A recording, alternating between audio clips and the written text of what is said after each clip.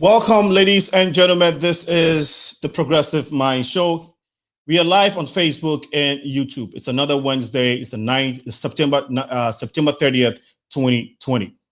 We are glad to be here again. And I always say that if you are blessed to meet a day, you must be thankful. You must acknowledge that and give Almighty God the ultimate appreciation. This evening, we are going to be talking about two women that are changing the world's political landscape. Senator Kamala Harris is the running mate for Joe Biden, the Democratic Congress, the Democratic nominee for the Democratic Congress. Democratic nominee for the United States. Professor Naana Opoku Agyemang is the running mate for John Mahama, who's the opposition leader in Ghana. They are all running. They are all going to be. They are all contesting for elections this year, and so it's significant. In November, we're going to be voting for the U.S. presidency, and then the month after, Ghana is going to be doing the same. It's interesting, and it's first in history in the country of Ghana where a woman has been selected as VP. It's worth talking about. So is the country, United States. It's exciting. We are energized, and we'll be glad to be introducing our guests in a short moment. If you join us, if you're on Facebook, please share the feed, as this evening discussion is going to be very, very important. Share the feed on Facebook and on the YouTube as well. We shall be back after this short break. Stay tuned.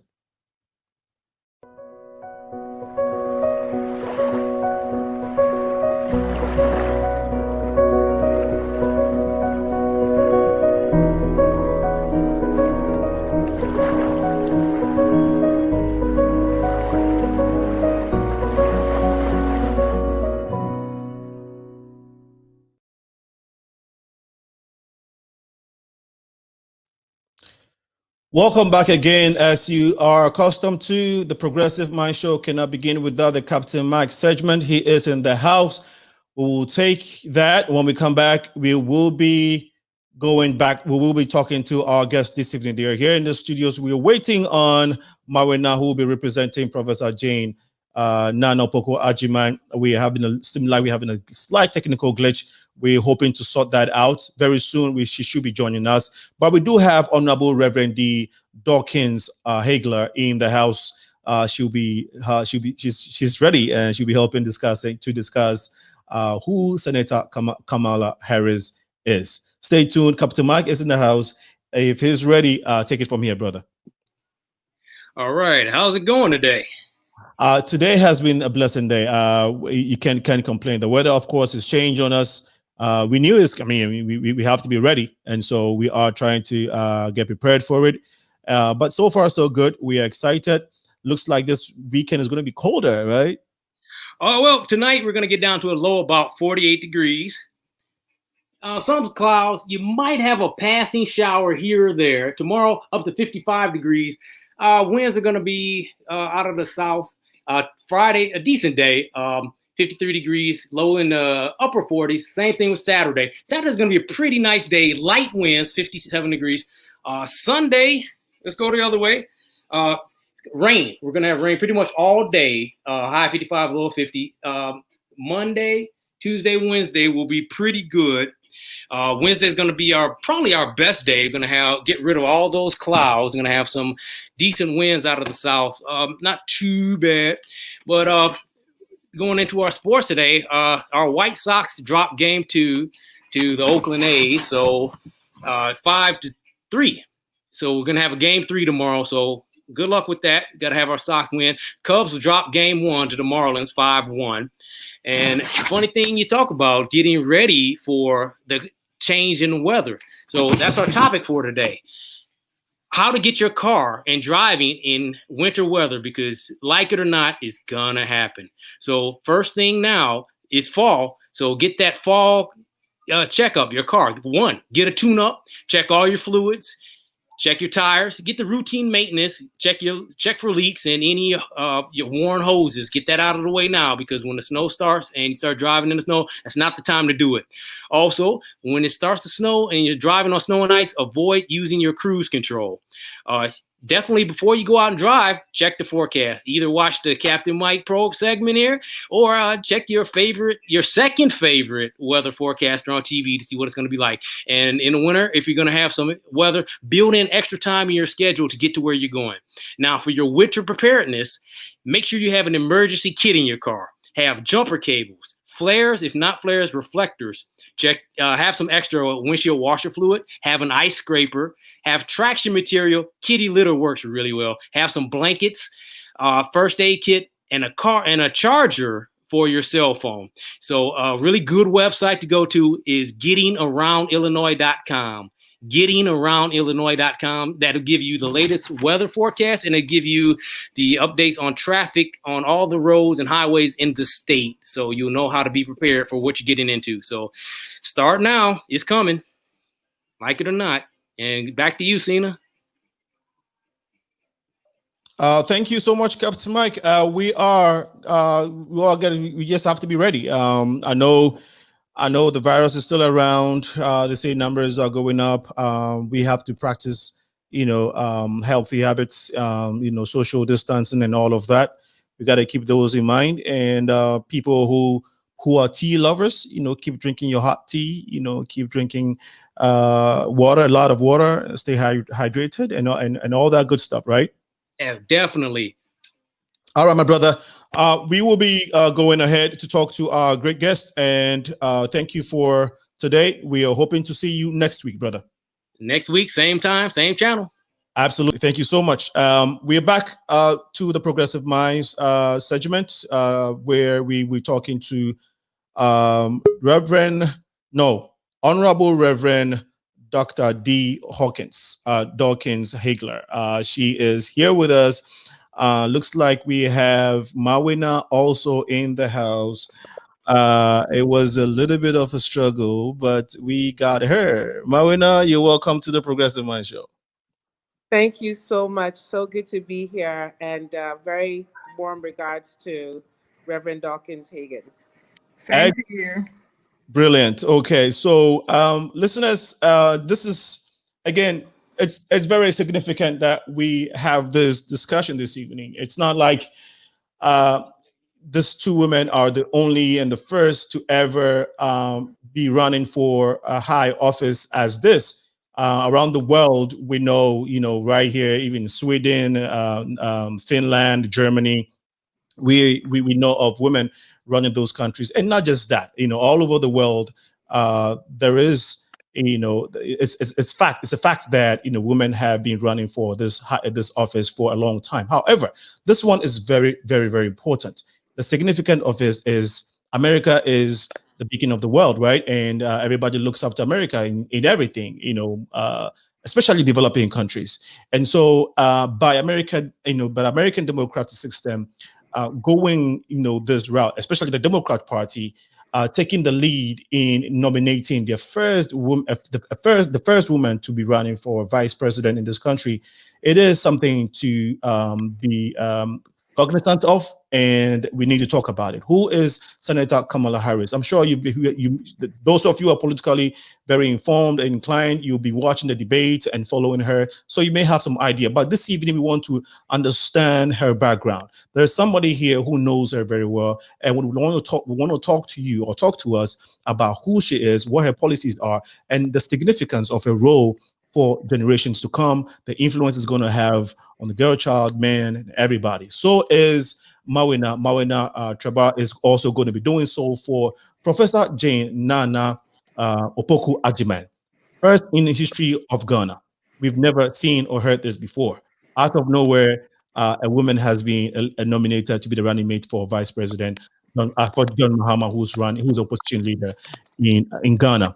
Ladies and gentlemen, a little background about this great women that are in the studio this evening. So Honorable D. Dawkins Taylor dedicates her life to public service through her role as an ordained minister and pastor. She's a college educator, community activist, a political strategist, and she served for 8 to 12 years as Georgia State Representative from June 2008 to January 2017. She's also the National Director of Regional Coordinators for National Organization of Black Elected Legislative Women.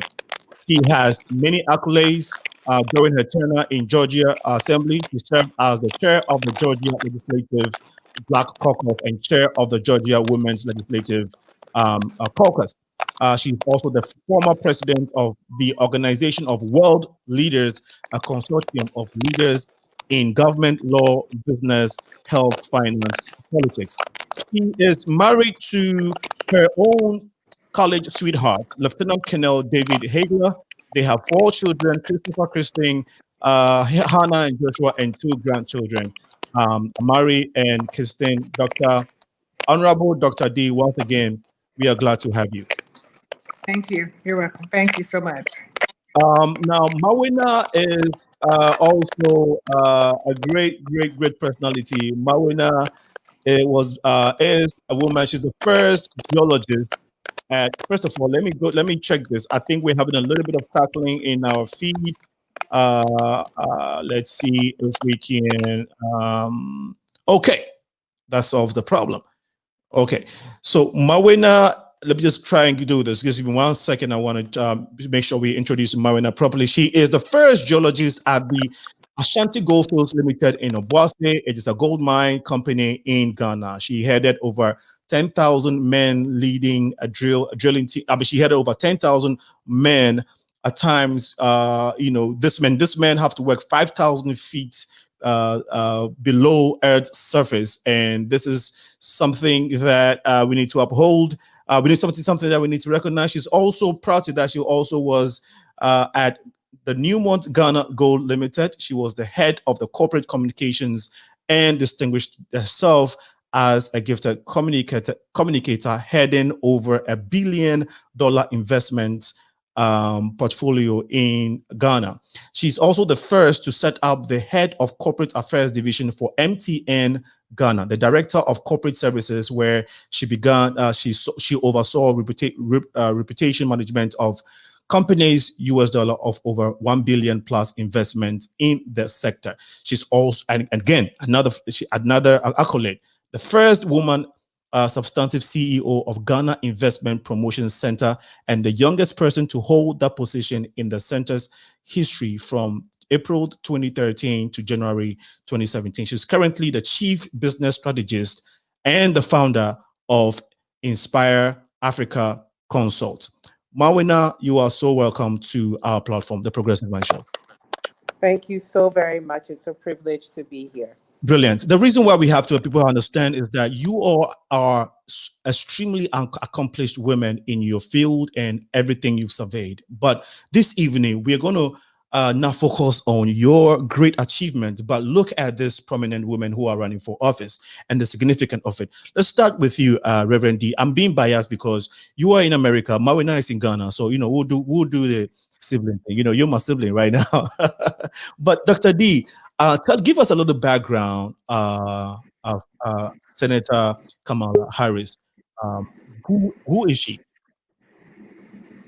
So that's a very good question. Who is she? Yeah. She is a very accomplished woman who could stand in her own right.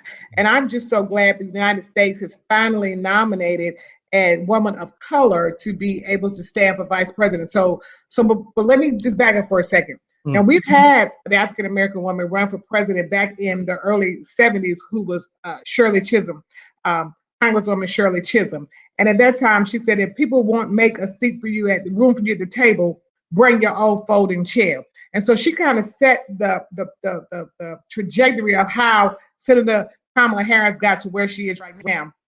And we have had other females who were on the vice presidential ticket before. We had Geraldine Ferraro back in the day with Walter Mondale, and then we also had Sarah Palin on the Republican side, John McCain. So we've had women.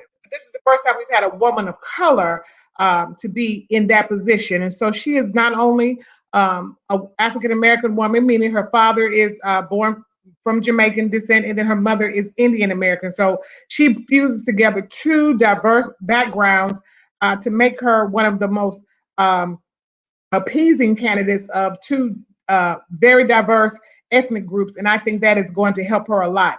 And not only is she Jamaican and Indian? She was born, in Oakland. And anybody who knows anything about the United States, you'll know that Oakland is full of diversity, especially for people of color, minorities, Black people. So she's rooted right in Oakland, went to college at historically Black college or university, which we call HBCUs.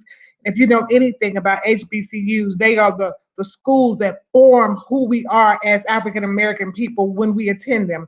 I'm a graduate of an HBCU myself, South Carolina State University. She's a graduate of Howard University. And so there's a rich tradition of people, of Black people, when they come from a historically Black college and university. So that should tell you a little bit about her heritage and how strong it is, being that she came from an HBCU.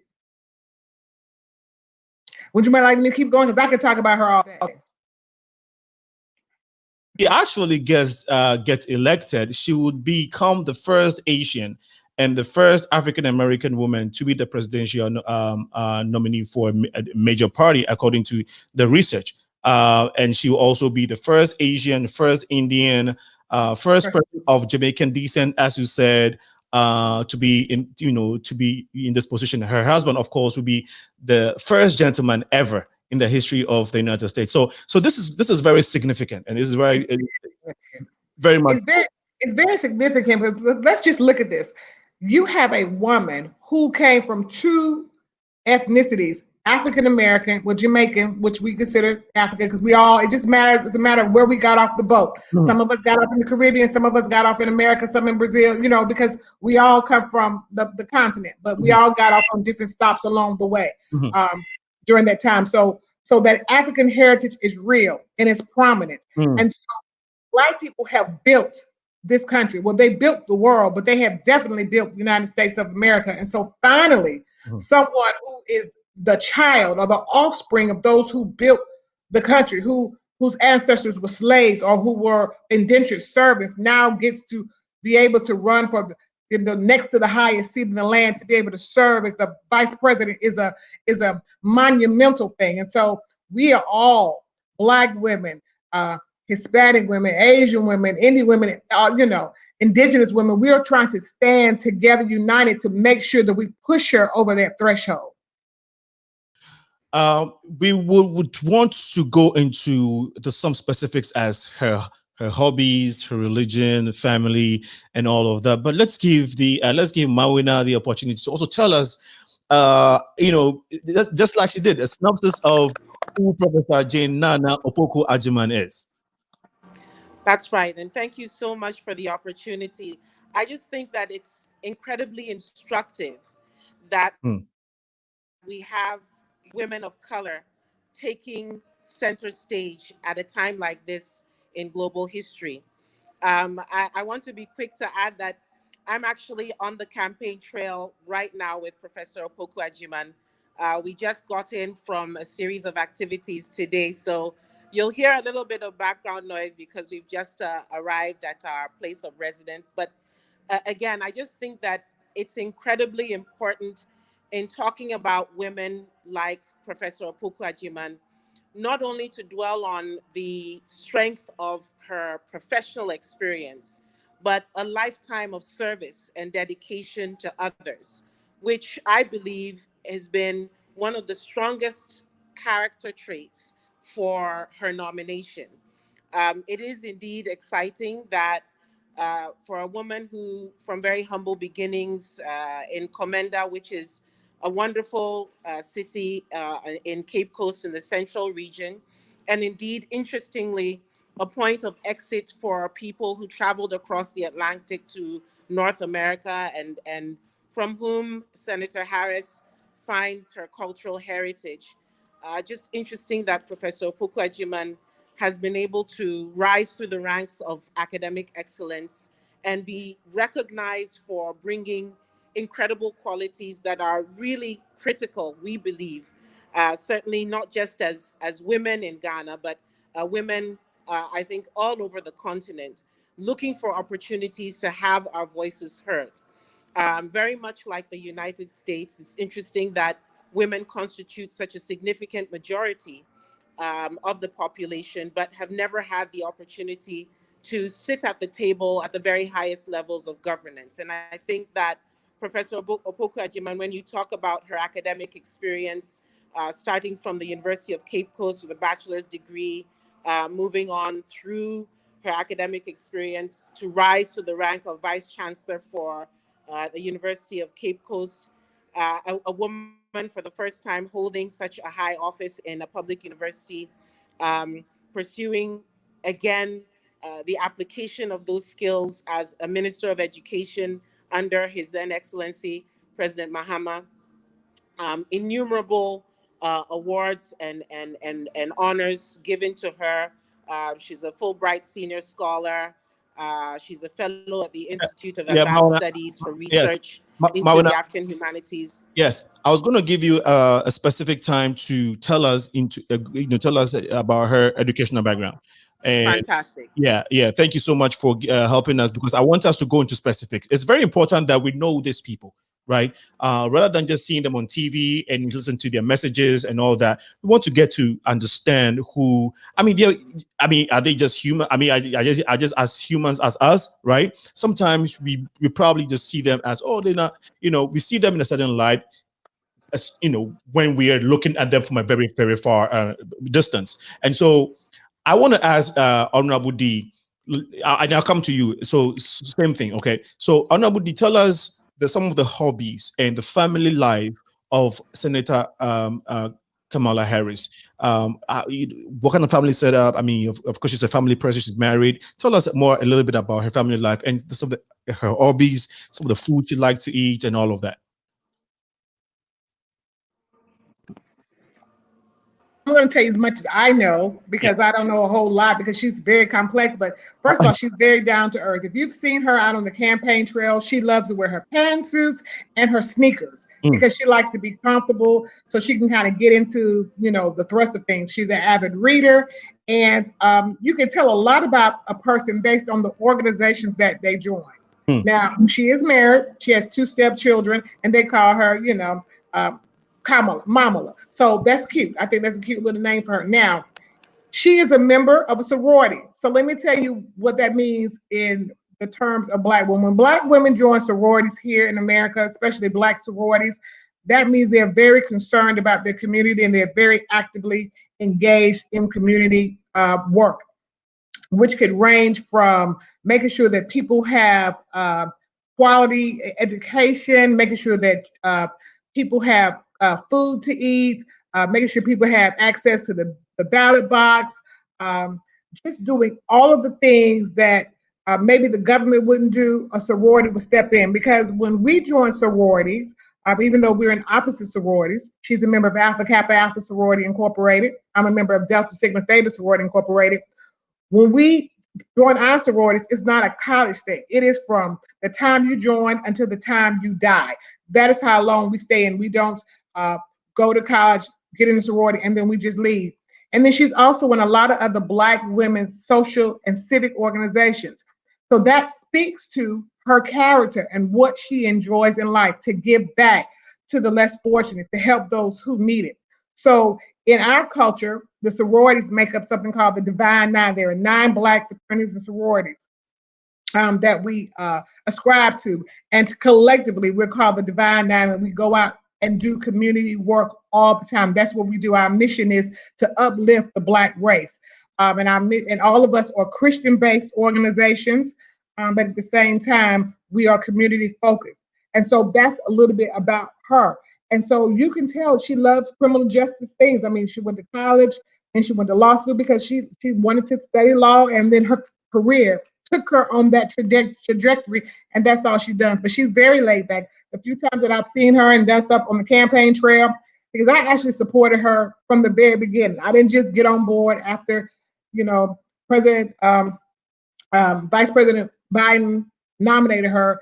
She was my first candidate from the time she said she was going to run for president. So I've been very consistent in my support for Senator Kamala Harris. Because I saw something in her. I understood, because I can relate to her. I can relate to a woman who was a member of sorority, who went to a historically Black college, who was very active in her community. Those things mean a lot, because if you teach a man how to read, you've educated a man. If you teach a woman how to read, you've educated a community, a nation. And so I saw in her what I see in other Black women who are nurturers, who try to go back and give back to the less fortunate. Okay. Do you know if she's some people say she's Catholic, she's evangelical, Christian. Great. All right, thank you so much. I think we lost the feed to Mawuena, so we can keep going with Dr. D. So, having said this, do you know? I know everybody. A lot of these politicians are always into community work and community advocacy. Do you know of such things that she has done in the past, or some of her passions when it comes to the community? When it comes to community advocacy? Yes, and so you can even look at some of her policies when she was the district attorney. When she was the first African-American district attorney female in San Francisco before she became the attorney general, the first African-American female attorney general in California in 2010, and then reelected again in 2014.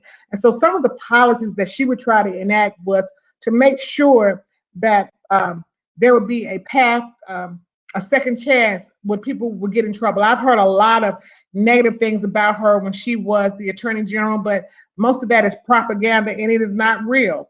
She always tried to make sure that there were different programs in place to help those who had been incarcerated, so that they would not have, they would have opportunities to do well in the community, so that they wouldn't have a high number of recidivism that often happens when people come in contact with the law. And so she put a lot of programs in place, but let me be very clear. When you are a member, see, I think this is the part that people are still not getting. When you are a member of a sorority, a Black female sorority, you have no other community service is what you do. That is a part of who you are. I can't explain that any better. It's almost as though it's a mantra like church. It's very rare that you would find someone who is in a sorority who's not have a strong faith tradition and who's not entrenched in their community.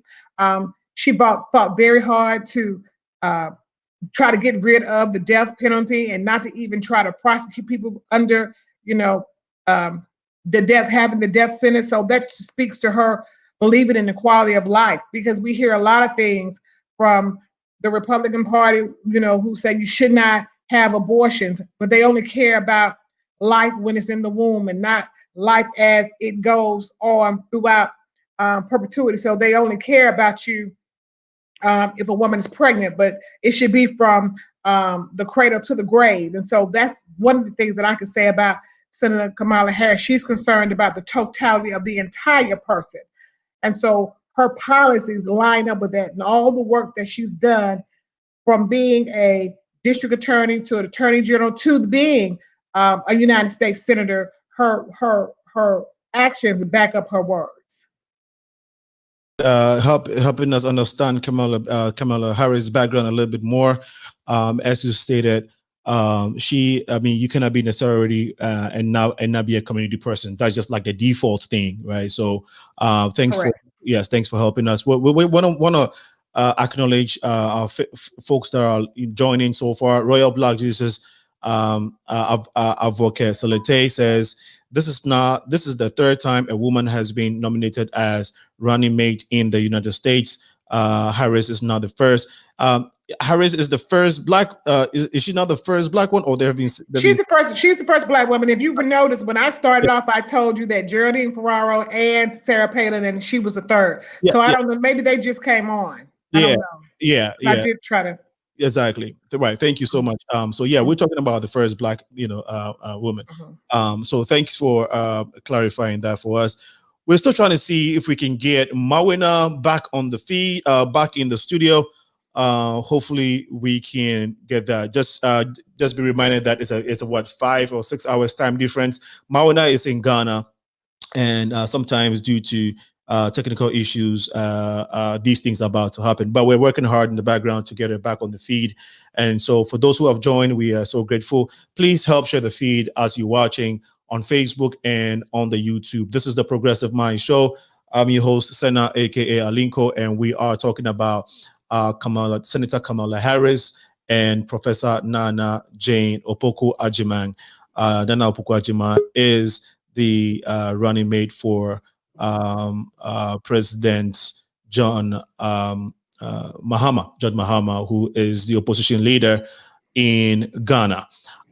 Let's go through the other comment. We have Oben says, greetings, great women. Hello, brother Lincoln. This must be a special day in this show. Yes, it's time for women to take the lead. They have done much behind the doors. It's time they take the wheel, and with their compassionate hearts, leaders, mothers of nations, we are very proud. We are proud of you. Thank you so much for your comment. Ike says, greetings, Alinko. Please check the sounds. My brother, I hope the sound is okay now. If not, please let us know. Thanks for letting us. And Oben again says, indeed, she's dedicated, committed, passionate, and determined. Rosa Parks did not give up her seat in the bus. That is the spirit I see in all of you women of color. Keep up. Okay, so basically saying the spirit of Rosa Parks is still running in the spirit of all women of color. And so thank you so much for Bright says great. And then my brother is also helping me to understand that we got to work on the microphone in our studios. And then Mike LA also just joined us. Well, Mawuena is back in. So Mawuena, we just get to we just heard a little bit more about Kamala Harris' background, what she's like. Tell us about Professor Jane, and I know she has kids. Tell us her hobbies, and then whether she's a Christian or not, her religion background, all of that fun stuff. Sure. Professor Opoku Agyemang is a devoted Christian. She's also the mother of 3 accomplished individuals who are academicians in their own right. Very proud to say. When you talk about her personal interests, as I said, apart from being an avid reader, I do know that Professor Opoku Agyemang, and many people may not know this, is an exceptional chef. So everything Ghanaian cuisine, you can count on her to be able to present something interesting. But I think over and above that, as I was saying earlier on, one of the things that I think is most striking about her is her empathy for human beings and her desire to serve. And I think that's very exciting when you situate it in the context of being an educationist, so that in her time as Minister of Education, she easily carries an incredible track record for excellence in developing infrastructure in our developing country context, in ensuring that the quality of the academic experience for students, whether it's primary or tertiary or at any level within the technical vocational skill sets, she was able to bring something new and exciting to the academic experience for Ghanaian students. Of course, she continues to be an avid author. I do know that she's authored some children's books as well. So there's a broad range of different facets to who she is.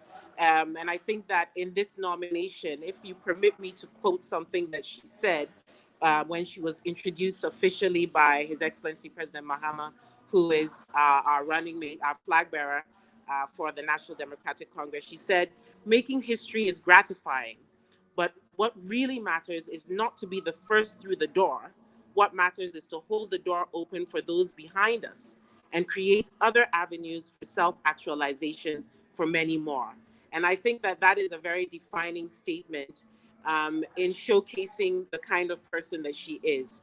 She's very interested in ensuring that out of her nomination is not just the novelty of being the first woman to be invited to serve in such a capacity, but being able to influence policy, which she herself says is about people. And I think we're going to see that come across very strongly, God willing, when she's invited to officially take on the role of the first female vice president of Ghana. So it gives you a good sense of the different sides of who she is from a personal standpoint, but also her desire to apply her empathy to this experience in driving the idea of female representation at a very senior level. So these are very exciting times for us in Ghana, and I think for the rest of the world.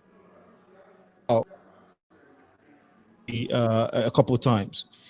How did she grow up in Ghana? I know she, possibly, grew up in the maybe during the Nkrumah time or during the Gold Coast time, when the British had control of Ghana and all of that. And so how was her upbringing? And I know you mentioned that she went to college in Cape Coast, University of Cape Coast. But yeah, did she further it, and all of that? Give us a little bit more detail about that, if you may. Well, a little more detail. I could tell you that, the Cape Coast in general is recognized in Ghana as a center of excellence for education. So she is an alumni of Wesley Girls, which is one of our most respected secondary school institutions. I know that all the Wesley Girl alumni are probably watching and listening, and very proud that she is coming from that experience. It's one academic institution that is known for nurturing female excellence. And I think that bringing that experience to bear on what happened in her developing herself through her undergraduate and postgraduate degree programs. And again, as I said, taking those experiences and applying them when she had the opportunity to lead a public university. One of the things that many people don't know is that in her role as a vice chancellor for the University of Cape Coast, she actually engaged students and supported them to develop more infrastructure for themselves because hostel accommodation was a challenge. A lot of people also don't know that Professor Opoku Agyemang engaged with communities to address issues with water shortage in the university campus and its surrounding communities. Again, speaking to the kind of individual that she is. So every opportunity that is presented to her to lead, she leverages that opportunity for the betterment of people in and around the places where she has the opportunity to work and serve. So again, looking at the way she operates in seeking to secure a social contract, I think is what we can anticipate for the very near future, given the opportunity as vice president of this great country. So in her background, you see having been groomed and developed, I'm sure, by very strong women. Again, she comes from the ethnic group, the Fanti communities, and many people know that they're very matriarchal. So very strong women of color raised and nurtured her. And I think that those experiences now showcase themselves in the kind of empathy, but the kind of desire to deliver results that we see in Professor Opoku Agyemang.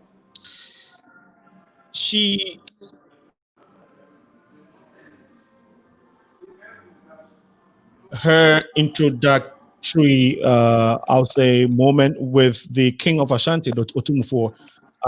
Now, in their, communique, correct me if I'm wrong. She seemed the king. She acknowledged her as someone he knows very well. Like, she spoke. I mean, of course, I'll say it in the way it was said. He said, "Minimu." I said, "Oh, yeah, my collar," something like the way it was put. It was like, "Oh, I know you." If the king of Ashanti, oh yeah, you were somebody that I know. Is there Absolutely. any relation, or what was the connection there? Well, let me say right away that one of the other facets of who Professor Opoku Agyemang is one who is a big promoter of our culture and our traditions. Okay. And His Majesty the Otumfuo, in articulating that, spoke about the fact that she's always been acknowledged as one woman leader who is very keen to acknowledge and recognize the influence and importance of our traditional authorities in our Ghanaian context. And so she would have paid many different kinds of official and also private courtesy calls on His Majesty Otumfuo. And I think, again, if you think about her interactions, even as we've gone on our campaign trails, one of the first things she does, as you know, tradition demands in our Ghanaian culture, she will engage with traditional leaders. It's an interesting dynamic because they've all been talking about the freshness that she brings to the campaign. And I think that that's what we're seeing in similar undertones with Senator Harris and with other women who are invited into these leadership roles. Professor Opoku Agyemang has been very clear that she's interested in pursuing a campaign of issues. And that is very different from what people have been hearing a lot of in the political rhetoric that exists in Ghana. I'm sure it's certainly, obviously, no different in the US. But for Professor Opoku Agyemang, she's been speaking to the issues. She's been inviting Ghanaians to walk away from campaigns that are unproductive because they're focused on personalities. They don't tend to be a language that is constructive. And I think that is what is what His Majesty Otunfo was referring to when he said, "We know you. We know her to be someone who will bring dynamism to any discussion. We know her to be somebody who works with a great deal of humility because she understands that she's rooted in traditions of respect, which is what our culture stands for." And I think those are the things that have created so much euphoria and excitement around her nomination, but also in the way people have been reacting, including His Majesty and other traditional authorities. Well, thank you so much. When I'll come back to you to tell us some of her. I mean, having worked with her for some time now, I'm sure she shared a lot. You've gotten to know her a little bit more than you probably would have. I would like you to tell us some of the great challenges that she may have encountered and how she was able to navigate through it. And I'm sure a woman of her caliber and of experience, I'm sure she's come across a lot of them. So maybe the few ones she's been able to share with you or that you've discovered, I want you to share it with the audience. But let's go to Reverend Dr. D. Hawkins. So we can start with you. Being in politics, you are a former House of Representative of Georgia, and your work as a politician is tedious. You have all these people responsible to, and I'm sure you can relate to some of the things that Senator Kamala Harris has to deal with as a politician and as a person. Can you maybe relate to some of the things she's had to deal with, some of the tedious challenges she's had to deal with, and how she overcame that? Yes. Now, I can't imagine some of the things she deals with because she's on the highest level now. But women in general have to deal with sexism, and then being a woman of color, you have to deal with sexism and racism. And then depending on where you are in all of that, you may have to deal with sexism, racism, and classism and elitism. So believe it or not, sometimes men and Black men can be some of your greatest supporters and then some of your greatest detractors all at the same time, because some people still do not believe that a woman's place is outside of the house. Okay. So patriarchy is still a very real thing, not just in America, but around the world. And so we saw this play out some when Hillary Clinton was running for president. And now we're seeing it magnified even more because she is a woman of color, and women of color are treated differently than women, than white women, than European women, because European women have been oftentimes held up on a pedestal, and not because they're just better. It's just because life is just, historically been set up like that. So you have to always show and prove that you're just as smart, just as capable, just as talented as anyone else. And so you have to deal with racism and sexism all at the same time. And that's a heavy burden to carry. But if anyone has ever seen her in action, she is a force to be reckoned with. Even when the president was going through all of the things that he does, she calls him to the carpet. And even when they were trying to appoint Kavanaugh, Supreme Court Justice Kavanaugh, to the bench, she was able to articulate and adjudicate and run that hearing in a way that many of us have never seen in our lifetime, because she is, a prosecutor, and she's very intelligent. She knows how to handle her business. But in politics, sometimes it can be very hard. And let me just tell you something. Sometimes not even just the men. Sometimes women don't believe that other women should have positions or titles and authority. And sometimes women have to not only prove themselves to the men, but they also have to prove themselves to the women as well. And so you're always in, going uphill. You're always, going against the tide because you have so many forces that are at play. But because she has a strong faith, and you asked me before about her being Christian, because she is a member of a Baptist church, so she's Christian. You have to have a strong faith in God to be able to withstand some of the things that come at you as a woman of power, and especially her, because she's getting darts thrown at her from every direction, but she's strong enough and up for the task. And so we just have to continue to pray for her and to encourage her and speak positively and know that Black women can do it. Because listen, and we Black women have been the backbone of the world. Now, granted, at times we've been treated as the mule of the world, but we are the backbone of the entire world.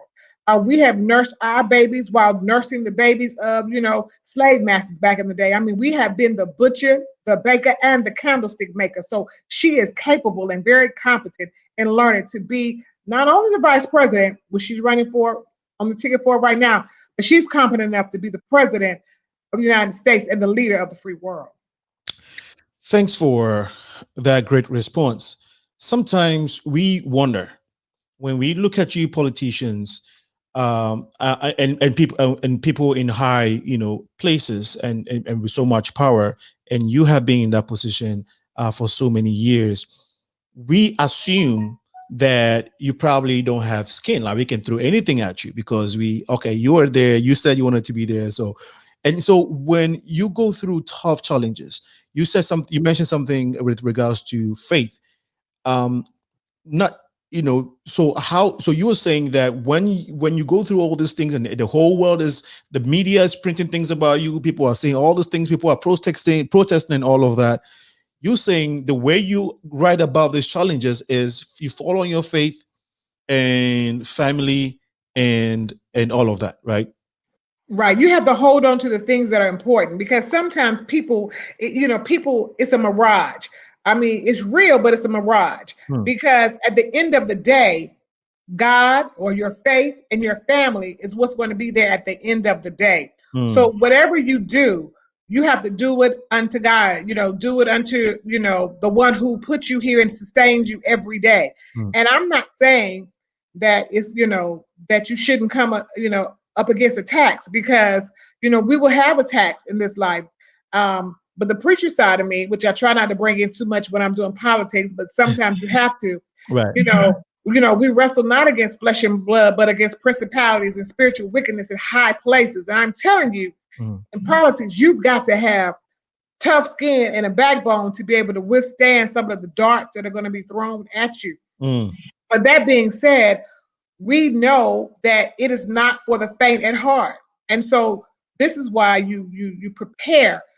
Women will prepare more. And I hate to say it because I know you're a man, Cena, but women will take the time to prepare more for the position in which they're seeking. Most of the time, women get into positions of power or get to where they're going because out of necessity, because something happened in their community, something happened that was not right, and they ran for office to change the situation. Sometimes men run for titles and positions, whereas women run because something has to be done, and they realize that if no one else is going to do it, let me be the one who will sacrifice and get the job done.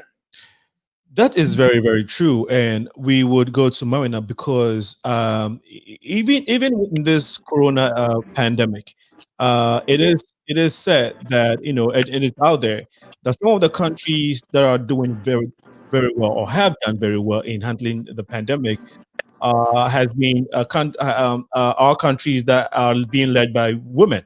If you look at Finland and Angela Merkel, of course, in Germany, and then the lady in Taiwan, also the Taiwan president, I think Chai-wan or something. So, what you said is very, very, very true. And if you look at a lot of those corporates and organizations, there isn't too many corporations and organizations that had gone bankrupt or that had collapsed, being led by a woman.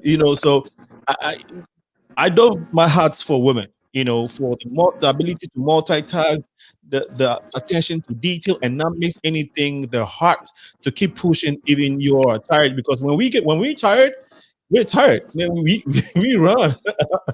You know, so you are so right. The passion, yeah, and that's why I think that we should advocate for more women in leadership, in high positions.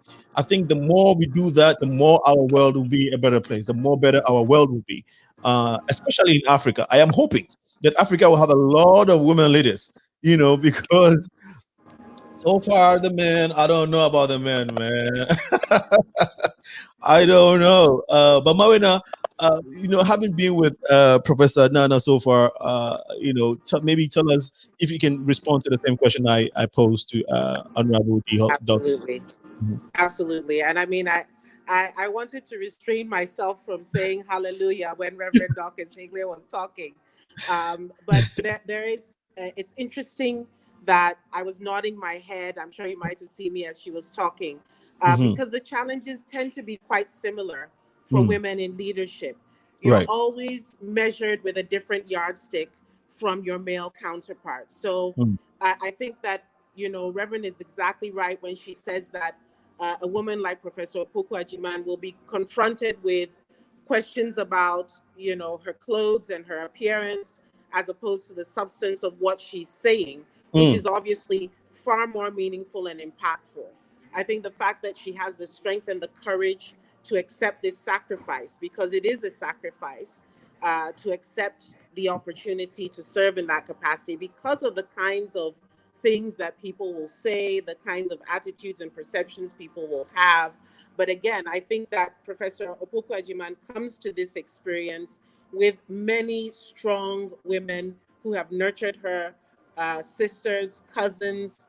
I mean, Ghanaian society has historically always had very strong women participating in leadership and governance. It's just that, as is often the case around the world, their stories are not told quite as loudly, but they are there. And Professor Opoku Agyemang, as I said, having had the opportunity and exposure, I'm sure has taken some of these learnings and it has shaped and formed the way she responds when challenges arise. So if she engages a male colleague who, for whatever reason, feels like he needs to test her, he will very quickly come to the realization that she's on top of the issues. She has very strong opinions about how we should be executing interventions. I again repeat the fact that, you know, many people have talked about her approach to executing on policy. And the first thing she'll say is that policy is about people. And so if you do not take the opportunity to listen and understand what people's concerns are, it becomes very difficult to apply those policies in a way that changes and improves people's lives. And I can tell you one of the other challenges that she has often been confronted with is this idea or notion that because she is female, she must necessarily take softer ground when disciplinary issues need to be applied, when a particular context has presented itself and you need to take a hard decision. But again, I think she also comes with so much experience that it's like engaging somebody who you know has walked a journey much longer than you have. And so you take some steps back and you say, look, I better be bringing my A game if I'm coming to talk to Professor Opoku Agyemang. And I think that people recognize that she's not going to be easily manipulated. And so she's really shattering all of these stereotypes that people have often tried to endure for women in leadership. Oh, they're difficult to approach, or they're a bit standoffish, or they're arrogant. She's very much a people's person. And I think people are discovering these new facets of who she is. Of course, when you add the academic title of professor, people think about somebody who's going to be marking your script and checking whether you got good grades.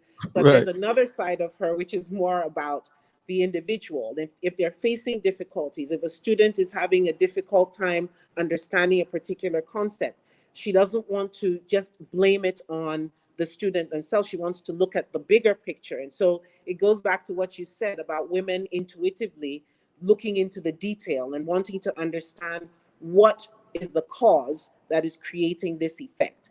And I think that she faces those challenges, takes those challenges, and turns them into opportunities. And I think that's something that a lot of women in leadership learn very quickly to do. It's one of two things. It's either you cry or fold yourself in a fetal position, or you confront the issues, and people begin to discover that they'll have to address you and focus on you as an individual who's bringing substance to the table.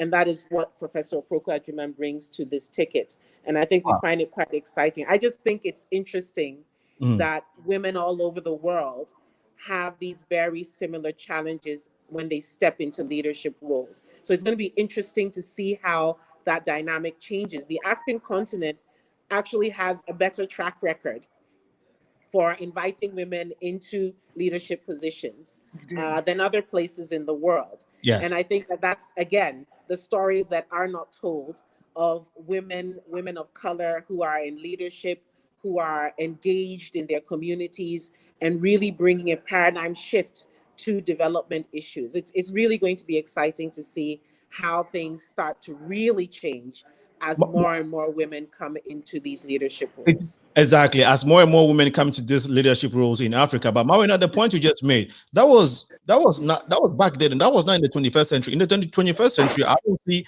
a lot of African women being given the opportunity to take political positions, like as high political positions. Now, Ghana has done well, and yeah, I'll take this back. I mean, we've had MPs, we've had ministers, Chief justices, yes, absolutely. Leaders of parliament.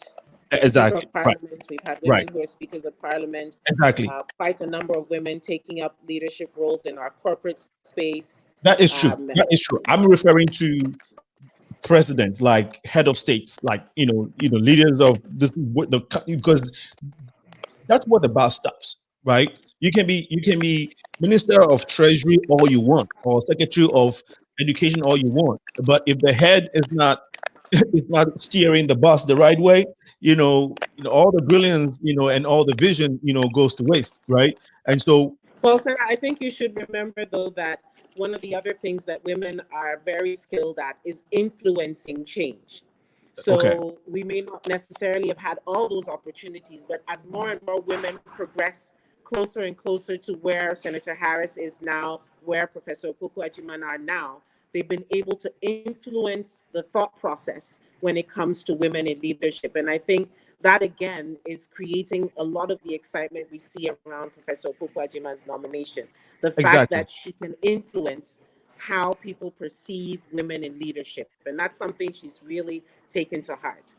And that's the segment we're going to dive into. We're going to go into that in the next half of the discussion, right?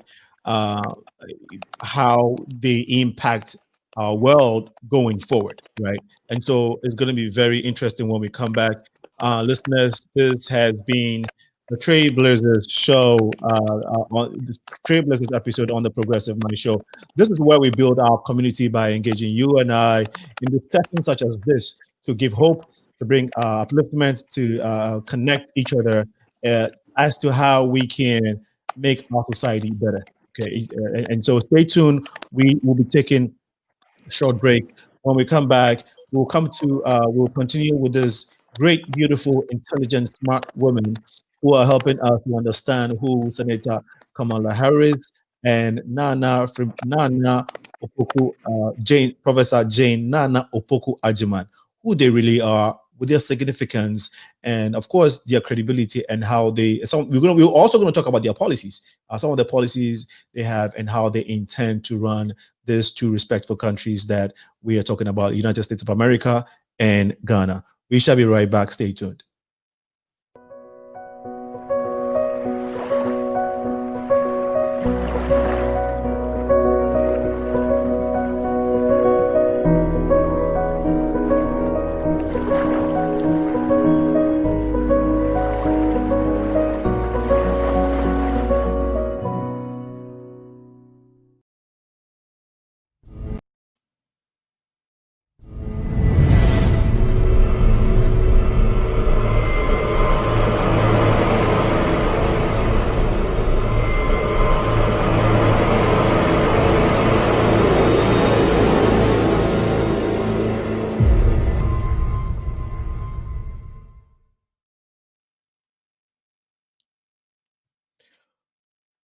Welcome back to the show.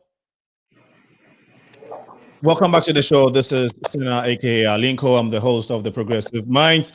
This evening, we are joined by this great ladies, Honorable Reverend Dr. Dawkins Haigler, and this is Mawuena Trebarh.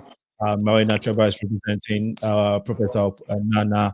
I don't know why Opoku Agyemang keeps, Professor Jane Naana Opoku Agyemang. The running mate of John Mahama, who is opposition leader in Ghana, opposition leader to of the NDC party in Ghana, and Senator Kamala Harris, also the running mate of Joe Biden, the Democrats elected candidate for this year's U.S. elections coming up in November, January, and a month after that, December, Ghana is going to vote as well. Stay tuned. January, what's his name? Kofi Boydie just joined us. What I want to do is just acknowledge folks who are watching us. Then when we come back, we'll take a short break. After that, we'll come back to the ladies. We have a few people who just joined. Isaac Amayao is watching us. Thank you so much, brother, for joining this discussion. Jones Pepra, my brother. What's up? Thank you so much for joining. Bridget Amignon is also here. Priscilla EBD Thomas is watching us. Thank you so much for joining the show. Tomisha Bennett is also here with us.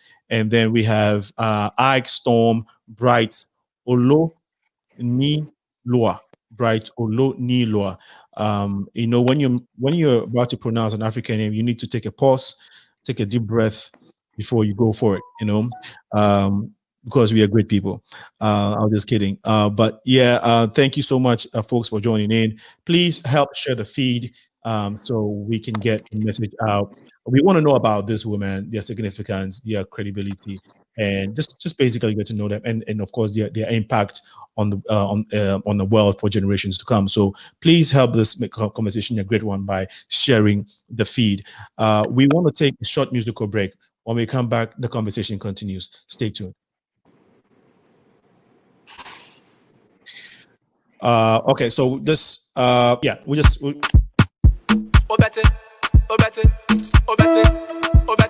bang, bang. If you like to dance, then don't worry. I made a new one, Adzo to bounce. Can't move body, dance to the beats right na na na. Ziggy go crazy, Adzo to bounce. Uli go crazy, Adzo to bounce. Dance God Lord crazy, Adzo to bounce. One Bob Marley crazy, Adzo to bounce. Choo crazy, Adzo to bounce. Your feet crazy, Adzo to bounce. Reflex go crazy, Adzo to bounce. Belly go crazy, Adzo to bounce. Mini nani. Zanku is boring. Giddy sonny. Nanja be touching. Azoto die eye koko. Naja for friend no alingo. Asawe die eye simple. Fana don't call me now. Watch me do my azonto. Now watch me do my azonto. If you like to dance, then don't worry. I made a new one. Azonto bounce. Can't move body. Dance to the beats right na na na.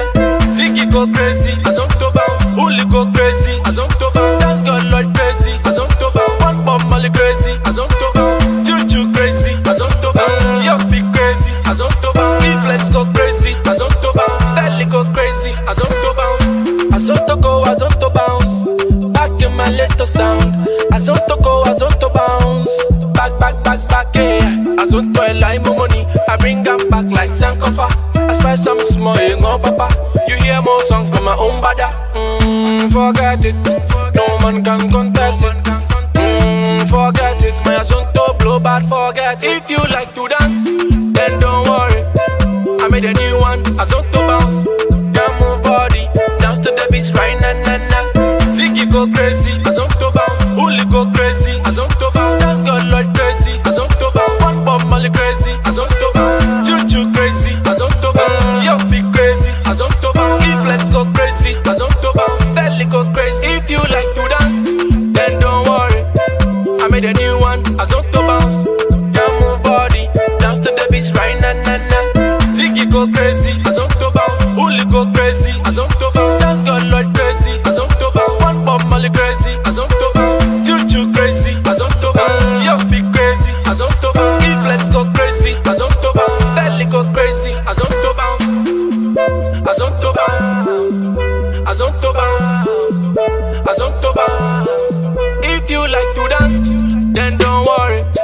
I made a new one, Azonto bounce. Can't move body, dance to the beats right na na na.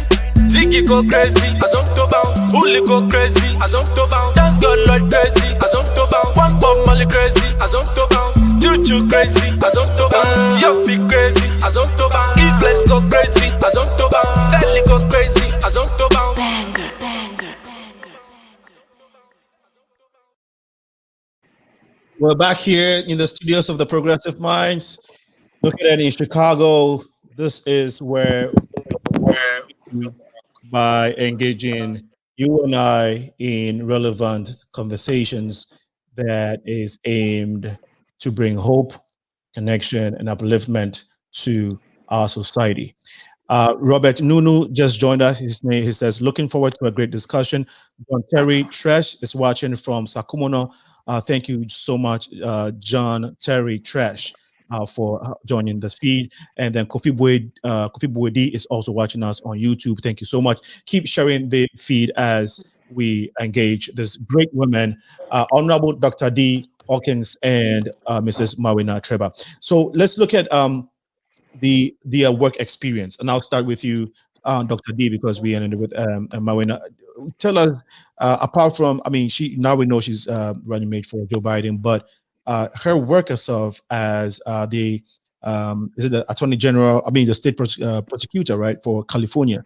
Tell us some of how she's been able to accomplish and be successful in that role for many years. Give us a little background, and maybe if there are some other corporate jobs that she held before that, please help us understand that, and then we'll do the same with Mawuena as well.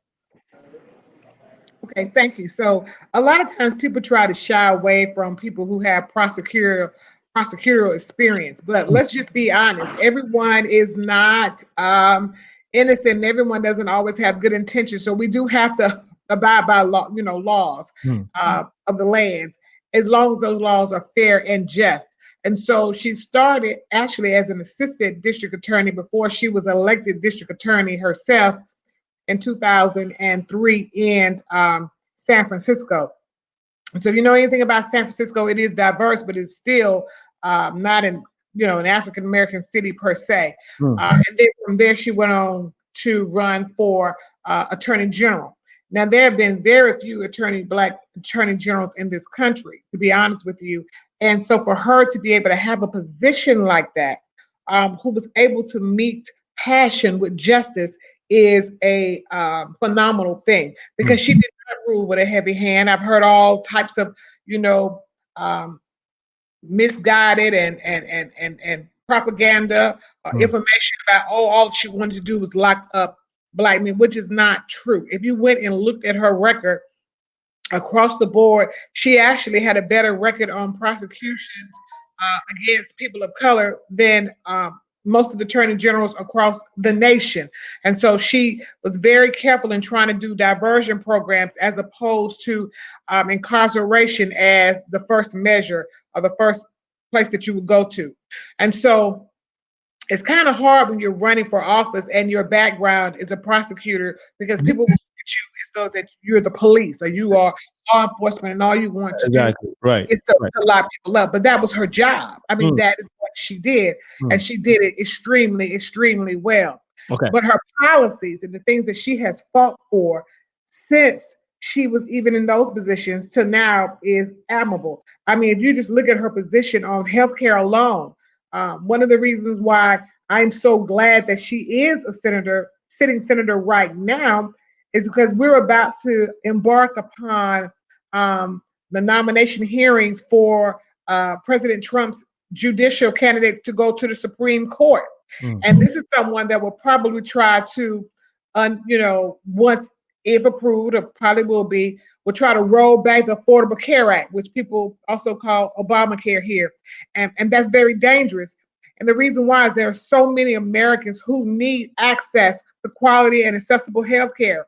And Senator Harris, one of the reasons she fought so hard for Medicare or health care for all, because of her mother's fight with colon cancer. And so she understands that families need access to health care. And so the person that President Trump is trying to appoint to the board for a lifetime is someone who would eradicate and roll back affordable health care. We can't have that happen in this country. Let me just interject a little bit. But thanks for that information. But I wanted to know, apart from her role as a state prosecutor or attorney general, did she hold other corporate positions? Do you know of that? Well, straight out of law school. Remember, she has basically been working in the area of law, and so she became an assistant district attorney, then a district attorney, and then on. She's only 55. Now, remember, she's only 55. So in 2003, she was elected district attorney, but prior to that, she was the assistant district attorney, and then from there, in 2010, elected attorney general to 2014, elected again attorney general. Then in 2016, she ran for U.S. Senator. So her life has been politics. Okay, yeah, exactly. I wanted to know if there was a little bit of mix, a bit mixing of corporates and all of that. You know how sometimes they drop out, they do corporate, and they come back. I just wanted to see if we can get that. But tell us, Mawuena, the professional life of Professor. Okay, so her name, of course, I mean her title, explains it, right? So professor, but not all professors stays in the classroom. Has she been involved in corporate work that you know of? Well, I mean, I think to the extent that she's been involved in a number of boards of organizations that are related to education, one might say she's had some experiences, not directly in the education industry, but I do think it is important to highlight those experiences that have shaped and formed where she is today in her present role as a vice presidential nominee. And I mean, I think if you look back, as I said, from her time attending Wesley Girls, going through her bachelor's degree program at the University of Cape Coast, one of the things that I didn't have the opportunity to mention was her time as president and Africa board chair for the Forum for African Women Educationalists, which is FAWE, that's the acronym, since August 2017.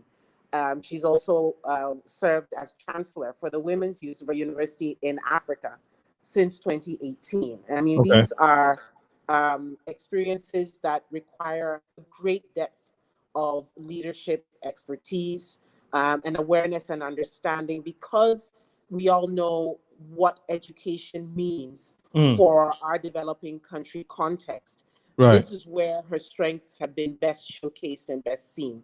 And I think it's instructive to find that even in her role as before she was named as a vice presidential nominee for the National Democratic Congress, she was already influencing the way we would look at human development as a political party. She chaired that particular committee that was looking at elements of our manifesto to ensure that we're able to look at our particular challenges as a developing country, the need for more focus and attention on technical vocational training, the need to admit that there's a requirement for input that is empathetic to our health-related issues. So she's influencing a broad range of sectors on that score. Okay, I sorry, I didn't want to interject, but I know that is going into policies. We want to dedicate time for, so we will start with that. But before that, awards, anything, international awards, community awards. Do you know if any of your candidates, the candidates you're representing, have received any that you'd like to share with us? Sure, absolutely. I mean, I think Professor Opoku Agyemang, if I may add, has received the highest national award in Ghana, which is the Order of the Volta, in recognition of her stellar service as a citizen of this country, particularly in the area of education. She's received Leading Women Achievers Award. She's been just recognized at an international level. She's a fellow of the Institute of Advanced Studies and Research into African Humanities at Northwestern University in Illinois, right in the U.S. Right here in my state. Could go on. Yes, it's in my state. So yes. Okay, that's beautiful. That's beautiful. So, okay, so that we just wanted to know some of these things, but let's talk about their policies. All right, and then we know we're going to make sure we are able to make time so we can talk about their impact on how this is going to motivate that young lady or even that young man to see women differently, if differently from what we have known or what we have been accustomed to per our culture, especially Africans. So that segment will be very, very important. But let's look at their policies. I don't know who wants to start. I don't know if Dr. D, Honorable Reverend Dr. D, I don't know if you want to go with that, or Mawuena wants to go with it. We want to look at maybe their first 3 or 5 top priority when they come to power, or if they're given the power, the mandate to run the United States and Ghana respectively. What would be their first 3 things that they would want to see done for their people that they be given the responsibility to serve? Who wants to go first? I think your mic was muted. Your mic is muted. I was saying it didn't matter to me. All right, So yes, but I could talk about, let's see. Well, one of the things, like I was mentioning first, was healthcare. That is very important to Senator Kamala Harris, because healthcare is, she believes that it is a right and not a privilege of just the rich or those who can have access to it. When you have been in a situation and you have seen an illness or an ailment devastate your family or someone close to you, you understand the troubles and the woes that others would go through as well. And so with her mother battling colon cancer, she understood that people need access to healthcare. So that's one of the things that I know that she's going to continue to fight for, is access to quality healthcare. Another thing is she's very concerned about equal work for equal pay, and making sure that if women are at work, then our men, that they are able to take off that time needed in the beginning to spend time at home with their children. Like she even proposed like 6 months of being at home and being able to have maternity care for 6 months. I mean, that's significant. And we need to think about that, because those are the formative times of a child's life, those beginning months. And it's very important that people have that for them. And one of the things that she's also concerned about is employment. We have to make sure that people in the United States are gainfully employed with living wages. We've heard a lot of rhetoric on this campaign trail about African Americans making so much more money now under this president. But let me be very clear. The trajectory was set under President Obama, but African Americans are still not making the same amount of money as their white counterparts, and Black women make even less than all of the other people, even though we are the most educated and have the most advanced degrees and are starting the most businesses in the United States. We still do not make the same cents on the dollars that white women and white men do. So those are issues that she is ready to tackle them running for president, and to still continue to discuss them as she's the running mate for Vice President Joe Biden. Okay, so we have healthcare, maternity leave, 6 months maternity leave she's proposing for women, and then jobs, right? Jobs. Mawuena, please.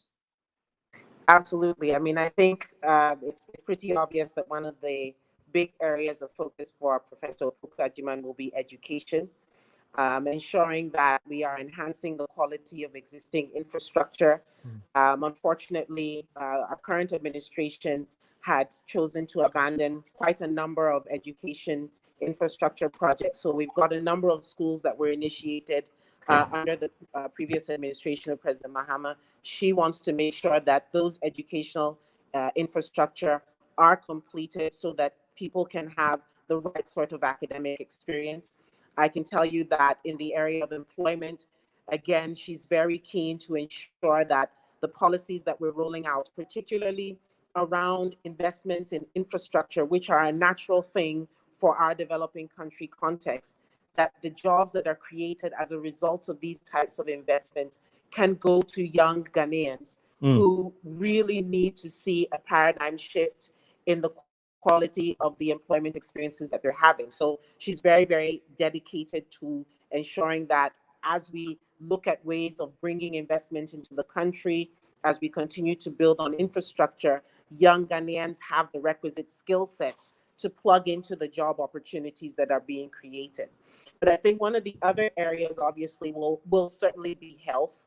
As I said, she was very influential in developing all of the policy around human development. And so maternal health care, issues around access to health insurance, the quality of the health infrastructure. Again, many hospitals and compounds for health facilities in rural communities that weren't completed. She's going to be heavily involved in that process.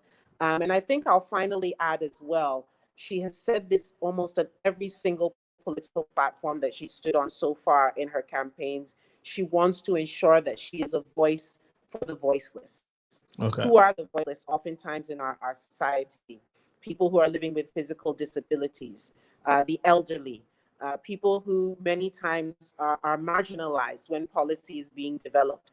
She's very committed to that. She's actually been engaging with people with physical disabilities, trying to ensure that as we're developing our infrastructure, they are friendly to people who have physical challenges. These are not things that we've intuitively seen happen in leadership previously. And I'm just so excited. I think many Ghanaians are excited about the recurring theme she puts behind making sure that we are deploying inclusiveness. We are deploying messages of peace and harmony that allow us to develop truly as a country. And I think as she continues to speak around education, the need to make it accessible to all, health infrastructure, facilities, and employment, that at the end of it, every Ghanaian feels like they have the fair opportunity to progress. And I think that those are some of the things that she'll continue to highlight in support of His Excellency President Mahama and the National Democratic Congress. So we have education, health, jobs, employment. Yes, sir. Okay, that's excellent. Okay, so those are her top three priorities, and I'm sure the list is long. And Yes. given the opportunity, she would want to do all those things for. This women would want to do great things for their nations. 7:24 p.m. Here in the studios of the Progressive Minds. We are here in Chicago, the great state of Illinois, the state that houses Northwestern College and Hospital, where Professor Naana.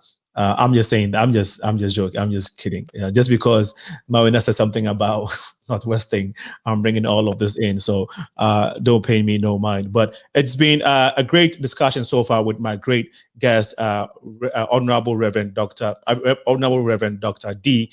Dawkins Haigler and Mrs. Mawuena Trebarh. Great women. For those of you who may not know Mawuena is also the sister to the great and one and only radio host, he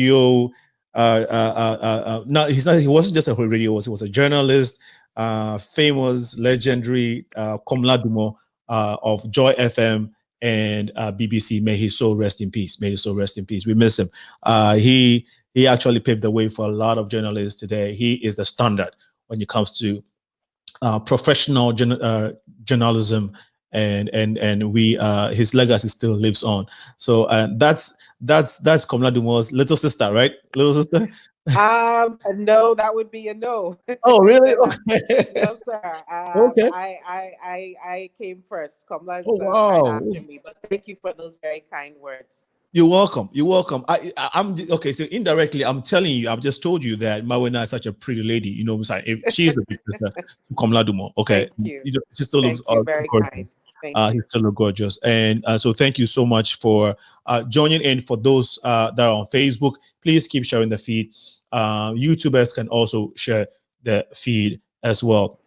So we understand that, okay, this lady's mean well for, but I know that the next debate is coming on for Kamala Harris. The next VP debate is coming. Yesterday we had one for the presidents, and we will not go there. Let's focus on the next one. How is she preparing? What's the anticipation, and how is she preparing for the next for her debate coming up? I think it's in a week, right? It is in a week, and we're very excited about it.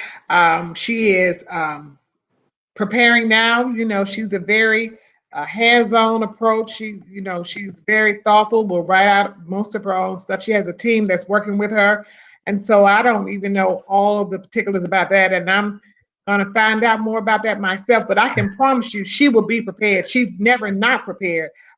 But then that's most Black women in general. We're always prepared. Johnny Wu says, great discussion. And Oben Ipe says, Reverend Senator Harris will be facing Vice President Pence in the new future.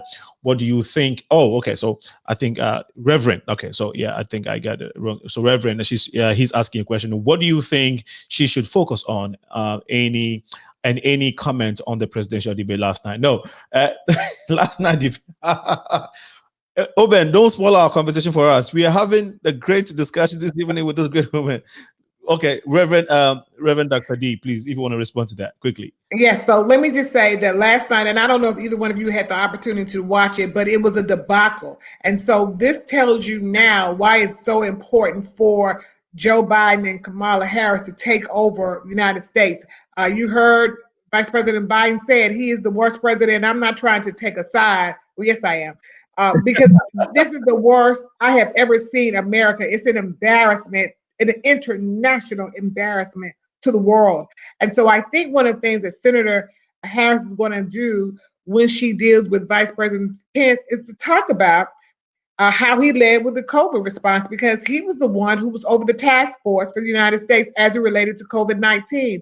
And what we have seen is that the United States has failed miserably in its job to protect American citizens from COVID. Not only did they lie and keep information hidden, we have 200,000. That is a lot of people who have died from COVID-19 in this country, not to mention the millions who have contracted it since it started. And so one thing that I can say is I'm proud of my African heritage now, because Africa has had a great response to COVID. They've come together collectively on the continent, as opposed to what we're seeing in the Western world. It is a mess. I don't care if it's United States, UK. I mean, they have done a horrific job with their response to COVID, but collectively, Africa has done a much better job. So I think she's going to deal with that. Like, how do you allow this many Americans to die, to be sick, to have to deal with such an illness? One of the ways they're going to probably go at it is on the issue of life, because he's pro-life and she's pro-choice. But the difference there, when we say whether we're pro-choice, it doesn't mean that we're just saying people should go out and get abortions. Pro-choice just means that we believe that a woman and her physician and her God needs to make medical decisions for that woman. Okay. But when people hear it, they say, "Oh, you just want to go out and kill babies." No, we do not want babies just go out and kill babies. We want women to be able to be responsible for their own reproductive health. And it is a health question and issue. And so we know that Vice President Pence is going to be strong on that, and she's going to speak about being pro-choice. She also believes that there's too much military spending going on in the country that is unnecessary. Right. And there has been wasteful spending that needs to be redirected towards places like education, making sure that people can go to college and it's affordable and accessible. So she's probably going to speak on those issues as well. So she's really going to be prepared when she comes to the table. I hope that he is halfway ready, because she's going to be a force to reckon with when they go toe to toe. Great. Arshia Hasnian just joined us. She said, "We are an international embarrassment, need change. Everyone, please go out and vote." The voting this year is very, very important. I think is crucial for every country. The United States, Ghana is rightly behind United States. I don't know why I don't know if it was planned, but we are just right behind United States. Each time we vote a month, we do it a month after. I don't know the relations, I don't know the connection there, but it's good to be having this discussion. We are the Progressive Minds. One of our vision is connecting the African diaspora. How do Africans and Ghanaians, get to cooperate, work, and realize and acknowledge our brothers and sisters in the African American community, in the Caribbean community. And so on this platform, we've been having these conversations, we've been having events, try to promote this type of work. So I hear in your voice when you speak, Dr. D, the conversation about the diaspora.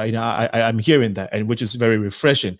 And so I hope that with Mawuena, be on the show with you this evening. I don't know if you've been to Ghana before, but maybe after this show, you and Mawuena can connect. You can take a visit to Ghana. Mawuena knows how to cook a lot of African traditional foods, African food. So I definitely need that. Yeah, she'll hook you up real good. And jollof rice, I need that too. Mawuena, tell her about Ghana jollof rice briefly. Just.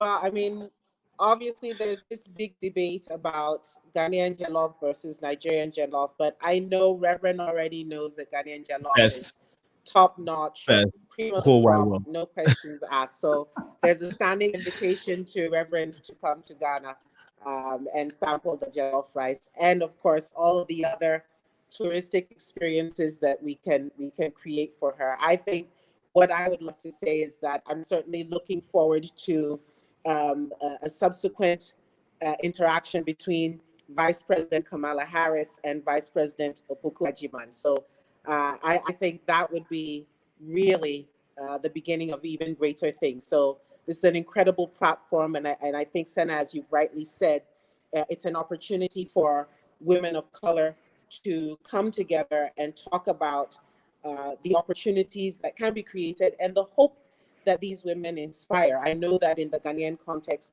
Professor Opoku Agyemang has inspired a tremendous number of young Ghanaian women, middle-aged Ghanaian women, older Ghanaian women, to believe that those opportunities can indeed be taken with two hands. And as we look to what is happening across the Atlantic with Senator Harris, as Reverend Dawkins Haigler has indicated, it's inspiring expectation as well. Expectation that because women come to the table with a certain style and approach to leadership, we can anticipate that work is going to get done. Results are going to be delivered.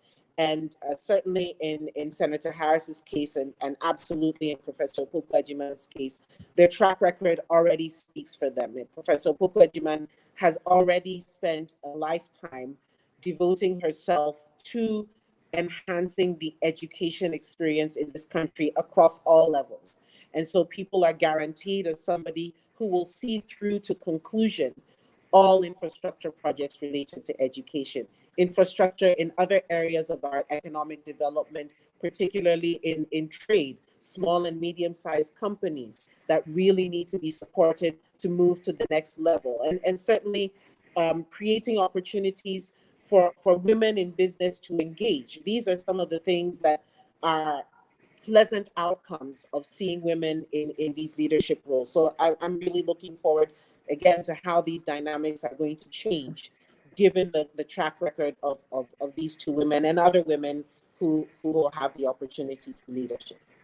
It's awesome that you mentioned that, because there's a need for us to coordinate and cooperate on economic development level. There's a lot of resources within the African American community, and we need that. So there's always the exchange, right? We have what some things they need. They have some things that we need, and so we gotta merge that. We gotta work together. There's so much opportunity in Africa, and I keep telling my African American friends, you don't have a clue. You got to take a trip there. And so that's why last year of return was huge. It was awesome. And I'm sure, Dr. D, you heard about it. You also have done a lot of work in Africa, Nigeria, Senegal, so you are very vexed when it comes to the African terrain. So I don't know if you've been to Accra or Ghana yet, but maybe after this we can arrange for that, a special arrangement. That's that. We'll take a short break. When we come back, we want to look at the impact. You mentioned some of the impact these two women are going to have on our society and for generations to come. But when we come back from this short break, we want to go into some of the specifics. So stay tuned. You are still listening to and watching the Progressive Mind Show on Facebook. Share the feed and on YouTube as well. We shall be right back. As we take the short break, please make sure you share the feed. I know who I'm talking. I talked to my sister Bridget. You haven't shared the feed yet. I told you I'll get you when I come on the show. So share the feed while we go on this short break. We shall be right back. Another massive event coming your way on October 1st, 2020 is Expressions. iStrategy, in partnership with Smart Space Art Gallery, announces the launch of its exclusive exhibit, Expressions, Faces and Figures collection by the Nigerian-born talented artist and storyteller Mukaila Ayode. Discover how Mukaila transitioned his love of art from a professional hobby into a micro-entity capable of providing sustainability. Our topic, the art of business. Small is the new big. Exploring the growing necessity of a micro-entity, a subcategory of small businesses that are stepping up and taking the place in shaping the post-pandemic economy. Be sure to stay for a special dedication as we celebrate Nigeria's 60th anniversary. Join us on Thursday, October 1st, 2020 at Bridgeport Arts Center, 1200 West 35th, Chicago, 6:30 p.m. as we go through Mukaila's newest collections. Purchase your ticket at Eventbrite. Expressions, Faces and Figures. Come and meet your one and only SENA, also known as SENAALINCO. You cannot miss this one. So it is tomorrow at Bridgeport, 6:30. Come and support Mukaila Ayode. It's also Nigerian's 60th anniversary. Gonna be awesome. I'm honored to be hosting that show. So please join us. You can get your tickets at Eventbrite. It's at Bridgeport Arts Center. Bridgeport Arts Center, promoting African art.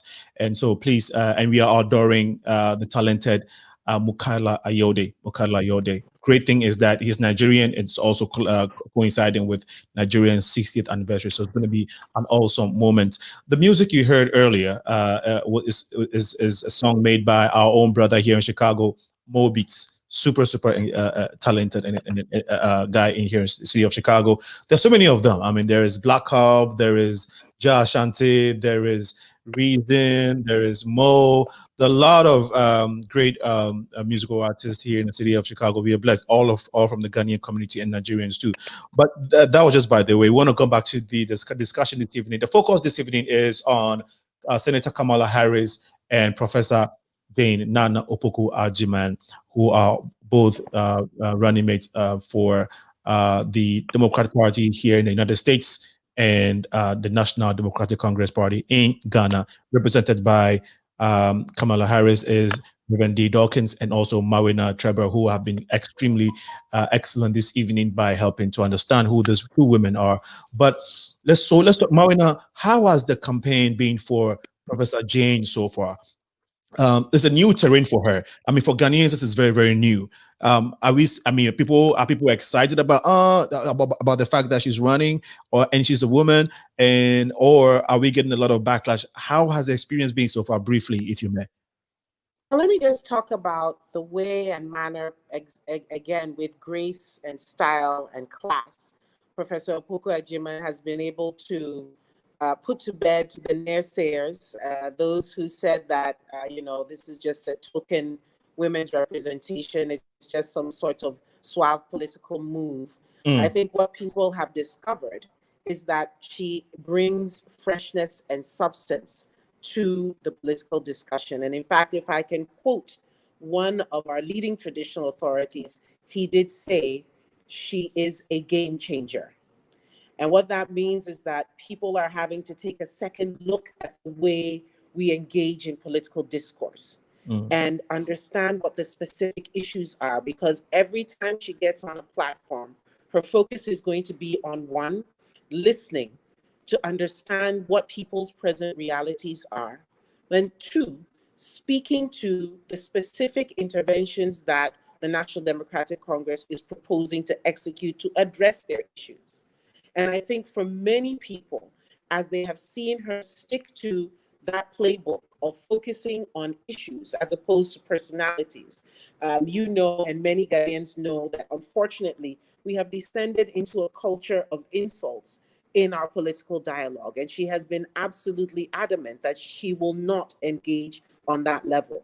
And so people who have sought to draw her into unproductive conversations that have really nothing to do with changing our scope, changing our opportunities as a country, they've been surprised to see that she has stayed on message. And certainly for me as her spokesperson and head of communications, it's fantastic to work with someone who's very disciplined about their messaging.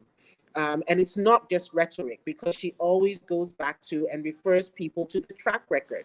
So this is a very results-oriented woman, very strong-minded, because you have to be mentally strong. But I think there's also the other element of how overwhelming it is to see people so excited and so enthusiastic. I think she has said, you know, privately that this is a very humbling experience for her, because she recognizes the responsibility that goes with leadership. Time we have those interactions up close and personal. Today we were at the seaside with fishing communities, talking to the fisher folk, understanding their real-time challenges, accessing resources to make it easier for them to sustain their livelihoods. Those elements of who she is, I think, have surprised people. Of course, oh, she's a woman and she should wear jeans, or she shouldn't wear our traditional kamas. I mean, it's really not the issue. And I think when Reverend Dawkins Haigler talks about some of the sexist comments that you often hear male counterparts from the opposition side speaking, again, Professor Opoku Agyemang, as I said, is a very strong-minded woman. And so it'll be very difficult to deter her, because I think she understands, as many women in political leadership understand, that there's a whole lot more at stake than somebody's ego. The focus and attention must be on addressing development challenges so that we can progress collectively.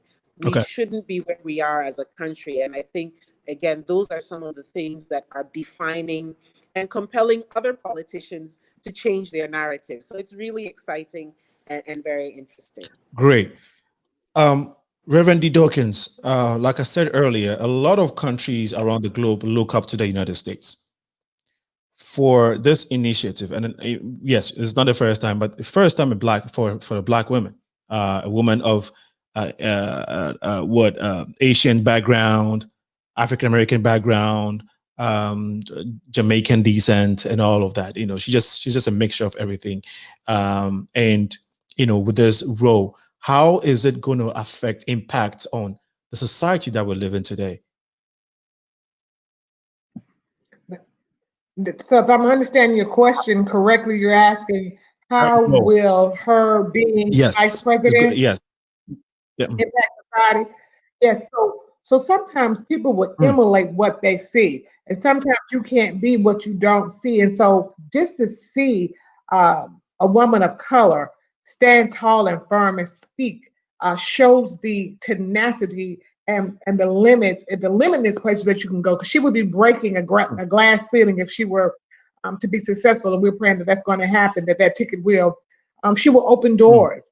And so she is one of the people that, as she climbed, you know, she will lift. So it's important that as you're climbing, you're lifting people with you, and that's what will happen with her rising to that position. Because sometimes we forget about those who are behind us, but as we're opening the door, we got to bring others with us inside the door.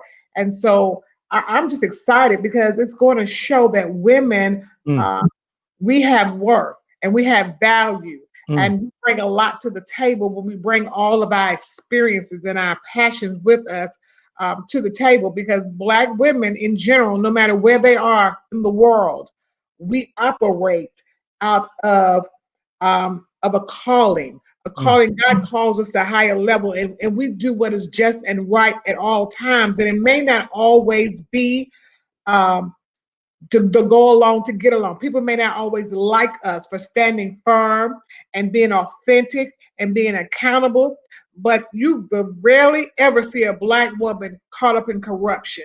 She may be married to someone who's corrupt, but she may have a sibling who's corrupt. But Black women in general, we don't operate in corruption. And I'm not trying to say that to take this lightly, but we really hold true what we believe in. Yeah, we just don't. No, some do, but most don't. No, that's very, very true. If you look at, if you follow the news, international news, whatever it is, and each time there's the issue of corruption, you don't necessarily see women in the picture, when it comes to corruption and bad governance and all those things that do not augur well for our political process and democratic process. You don't necessarily see women meddling when it comes to negative side of things. And so it is what you're saying is very, very true. And like you said something very significant. She's going to break the glass ceiling. Women have done a lot in our society from beginning of generation till now. But more so in the 21st century, a lot has been done. But all of a sudden, it's going to bring to light. It's like this light is going to be turned up for everyone to see now the power of women. Not only what we've been accustomed to, but the intelligence and everything that makes a woman that that it makes a woman special and it makes her also relevant in our society. Again, it's not that we don't see it and recognize it, but a lot of times we lose sight of it. We miss it because our world is dominated, especially power positions and government is dominated by men, and so sometimes we overshadow. I mean, the woman's role is being overshadowed. But if this woman gets into power, I think that the world's going to now, understand that they have come to stay. Now, Mawuena, the same question to you. Africa, especially sub-Saharan Africa, we can say that Ghana is up there. They say it's the gateway to Africa. Some call it like that. Some say it's the beacon of hope when it comes to sub-Saharan Africa. We have done well for ourselves in spite of our many troubles. So what would you say to the same question? Her being in power, if she gets there, how is it going to change the game in sub-Saharan Africa?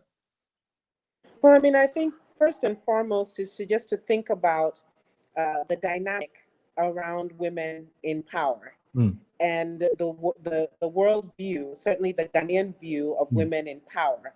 I go back again to our experiences in our own cultural context, where Ghanaian women have often held positions of leadership. You know that in our traditional leadership context, many women continue to be the kingmakers. They influence decisions around who becomes the traditional authority in our local communities. And that's a very powerful thing for women. And so there's a natural progression towards nurturing and cultivating young girls for leadership. But on the other side of it is also the very, very patriarchal approach that tends to disallow young girls from growing and defining themselves by the gifts and talents, the God-given gifts and talents that they have. And I think that, as I said, Professor Opoku Agyemang also understands the power dynamic when a woman is in a leadership role.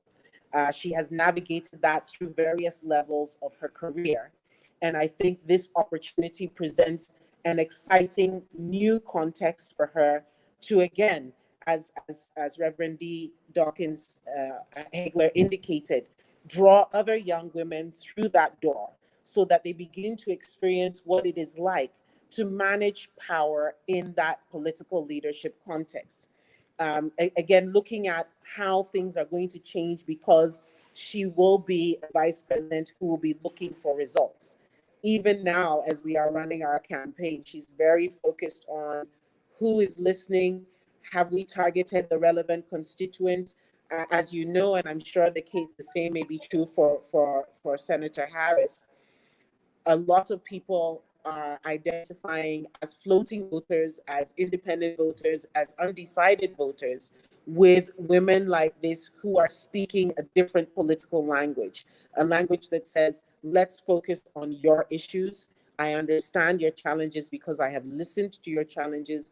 And these are the kinds of changes that we will see happen by endorsing Professor Opoku Agyemang, and of course, our presidential candidate, His Excellency President Mahama. So we're certainly going to see changes in the way deliverables are executed, the timelines around them. And I think, again, as I said, ensuring that more and more women have the opportunity. It's about creating a balance. Professor Opoku Agyemang has said, this is not a battle of the sexes. It's not a battle between men and women. It is about men and women coming together to move the nation forward. Excellent. 7:52, and we are almost done. 8 minutes to the top of the hour, and we should be done. Okay, so if you're still here, please hang on. We'll be ending this discussion very soon. It's been very informative, great so far. We're so grateful for the audience on Facebook and YouTube. Please keep sharing the feed.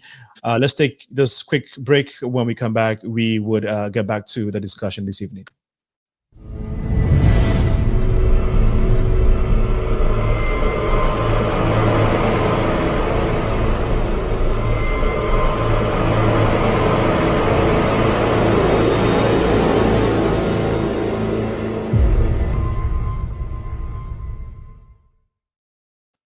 Welcome back. We're still in the Corona season. Make sure you use social distancing, you're washing your hands, and taking these safe habits that are necessary for us to be safe. Do not take anything for granted.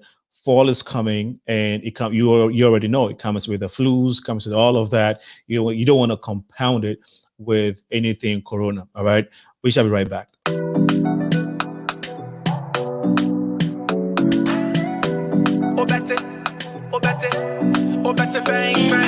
Pause a minute for today.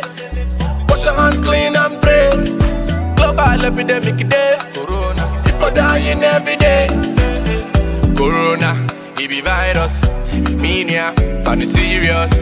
Corona, a virus. A chewa, you go lost. Wash your hand daily with running water and don't stop. Keep away from non-farm meetings and do something, bro. Pray for your enemy, pray for your family, pray for your country, yeah. Don't forget to keep clean with hand sanitizer. Pause a minute for today. Wash your hand clean and pray. Global epidemic day. Corona, people dying every day. Corona, it be virus. Mania, funny serious. Corona, a virus. A chewa. We go lost. China, Japan, man down. Italy, UK, man down. United States locked down. What now?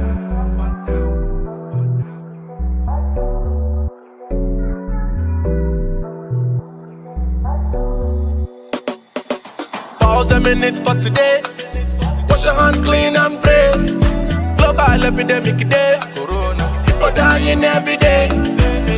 Corona, it be virus. Mania, funny serious.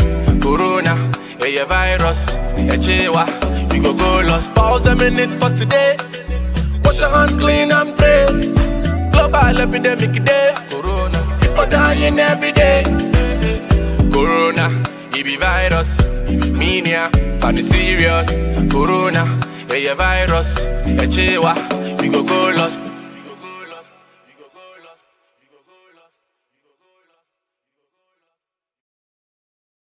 Welcome back to the Progressive Mind Show. In about 5 minutes, we'll be ending. That was More Beats again with a song dedicated to Corona in terms of being safe with Corona.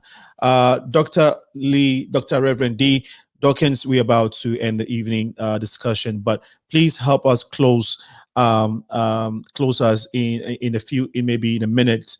What you would want people, I mean, we know that we have to vote. People are taking, how should we take this voting season or these elections? How serious should we take these elections? And also just put in the last words, the relevance of Senator Kamala's role for generations to come. How is going to the impact is going to have the girl, child, women, and the entire society. I know you mentioned that, but please put all of that together for us so you can close us in a minute or so. Maybe, hopefully by then we should have Mawuena. I think we lost Mawuena, but please take a minute or two to close us, if you may. Well, first of all, thank you for having me. And so I want people to vote like they never voted before, like their very lives depend on it, because it does. Right now, we have so many things on this ballot. We are putting human decency on the ballot, and civility is on the ballot, and progression is on the ballot. And so we've got to be very careful that we understand what is at stake. And the soul of America and the world is at stake, because it's depending on who's going to be elected to this seat or reelected. And we know that Senator Kamala Harris and Joe Biden are the right people to lead America right now, because the trajectory that we're currently on in America is a dangerous one. And it's not one that would just set us back for 4 years, but it can potentially set Black people, people of African descent, back for 40 years or more if we don't get a rein on this. Because they said, the FBI just told us in all the briefings of the last couple of months, that the biggest threat right now to America is white supremacy and white terrorist groups here in America. Last night, we watched it on the debate stage where the president of the United States would not even denounce white supremacy. So all of that is on the ballot right now in America. So we need Senator Kamala Harris to be the one who's second in charge of the United States, who will make the difference for the girl child and for the Black woman all over the world, to stand up, to stand proud. So we need everyone to go out and to vote and to support her, and to get to tell a friend, tell 2, 3, 4, 5 friends, take everyone with you, because we have got to change America, and the change in the time is now. Thank you. Mawuena, can you hear us? Okay, looks like we lost Mawuena. We cannot hear her. Okay, I know she's trying hard to get in. It's technology. Well, it's 8 p.m. Yeah, she can hear. I think she can hear us, but we can hear her. And I can't wait to meet my sister. I cannot wait to meet you. Yeah, she can hear us. Okay. I'm looking forward to it, Dee. I'm looking forward to it. I'm looking forward to it. Yes. Okay, Mawuena, you are back on now. Close us, give us your last words, and we shall be done for this evening. Please go ahead.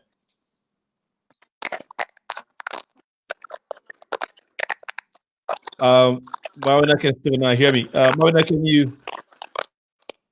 Okay. She can hear you though, right? Reverend. Thank you so much. I just want to say again, this is a fantastic time to be a woman of color. This is an exciting opportunity. Can you hear me? Yes, we can. Yes, we can hear you. Okay. Well, it's unfortunate that we can't hear Mawuena. I want to end by saying that this is a fantastic opportunity to be a woman of color. Yeah, we can hear you. Okay, so that okay, we can hear you, Mawuena. This is yes, a fantastic time to be a woman of color. I'm excited, as all Ghanaian women are excited about the nomination of Professor Opoku Agyemang. The time is now for substance in the quality of political leadership we have experienced as a country. And we're looking forward to supporting and endorsing Professor Opoku Agyemang's nomination, and of course, the presidency of His Excellency John Dramani Mahama. This is the time is now. And I want to thank you for creating this platform. for us to engage and discuss what it means to be an African woman, to be a woman of color in political leadership in this 21st century. We're looking forward to great results and even greater opportunities for future generations because of Professor Opoku Agyemang. Thank you.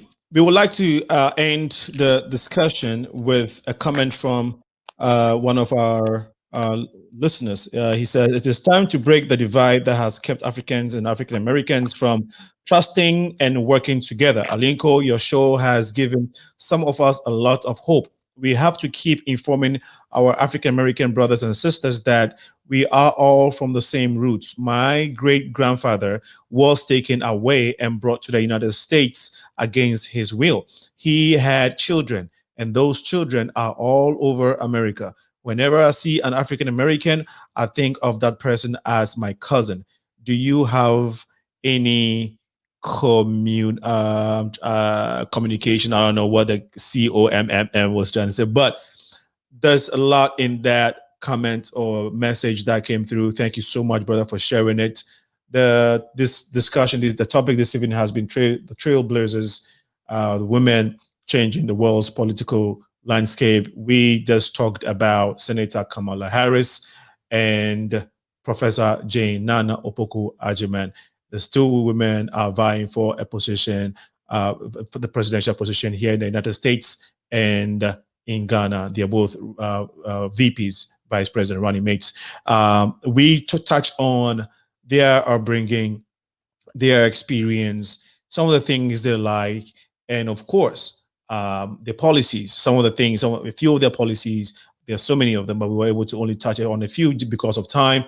On this and how these policies are going to affect lives. We also talked about how their role and the significance of their role is going to be the role and its impact on generations to come in our society at large. We are grateful to our audience who stayed on throughout the entire time, 2 hours duration on Facebook and on YouTube. Some of you are just now coming in. John Terry, it says it's time for women. The time is now. So some of you are now just coming in. If you can, if you missed it, you can always go back to the Progressive Minds page on Facebook or the YouTube page to watch. And whilst you're watching it, please make sure you are sharing it. Next week, we shall be here to serve you again from 6 to 8 p.m. CST, 11 p.m. to 1 a.m. GMT. My great guest, Honorable Reverend D. Dawkins Haigler. You've been so wonderful. I appreciate you. I love you. Thank you so much for your time and your contribution to making this show a great one. Mrs. Mawuena Trebarh, you're awesome. Thank you so much for your time and for helping us understand a little bit more who Professor James Naana Opoku Agyemang is. Now, let's keep the conversation going and let's make sure that we're taking care of each other. Remember, to whom much is given, much is required. This has been your favorite host, Sena, aka Alinco. We shall be coming your way next week. Stay blessed. Bye-bye. See you guys.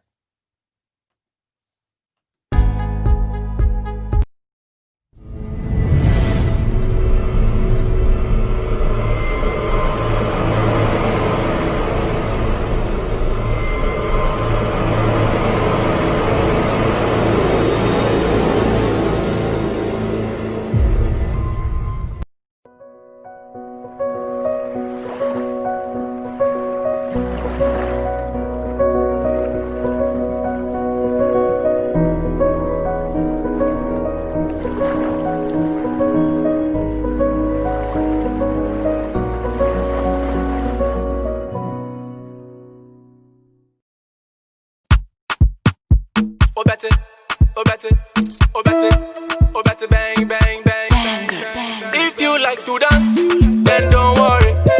I made a new one, Adzo to bounce. Can't move body, dance to the beats right na na na.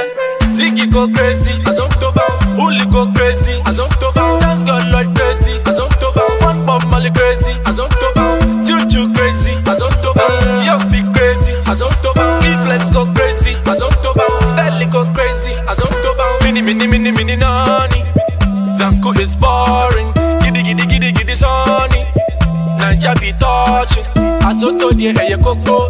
Naija for friend no alingo. Asa we the air simple. Simple. But don't call me now. watch me do my azonto, azonto. Now watch me do my azonto, azonto, azonto. If you like to dance, then don't worry. I made a new one, azonto bounce. Yeah, move body, dance to the beats right na na na. Ziggy go crazy, azonto bounce. Holy go crazy, azonto bounce. Dance God Lord crazy, azonto bounce. One Bob Molly crazy, azonto bounce. Juju crazy, azonto bounce. Your feet crazy, azonto bounce. Let's go crazy, azonto bounce. Belly go crazy, azonto bounce. Azonto go, azonto bounce. Back in my little sound. Azonto go, azonto bounce. Back, back, back, back, yeah. Azonto I like more money. I bring them back like Sankofa. I spy some small, you know, papa. You hear more songs by my own bada. Forget it. No man can contest it. Forget it. My azonto blow bad, forget it. If you like to dance, then don't worry. I made a new one, azonto bounce. Yeah, move body, dance to the beats right na na na. Ziggy go crazy, azonto bounce. Holy go crazy, azonto bounce. Dance God Lord crazy, azonto bounce. One Bob Molly crazy, azonto bounce. Juju crazy, azonto bounce. Your feet crazy, azonto bounce. Let's go crazy, azonto bounce. Belly go crazy. If you like to dance, then don't worry. I made a new one, azonto bounce. Yeah, move body, dance to the beats right na na na. Go crazy, azonto bounce. Holy go crazy, azonto bounce. Dance God Lord crazy, azonto bounce. One Bob Molly crazy, azonto bounce. Juju crazy, azonto bounce. Your feet crazy, azonto bounce. Let's go crazy, azonto bounce. Belly go crazy, azonto bounce. Azonto bounce, azonto bounce, azonto bounce. If you like to dance,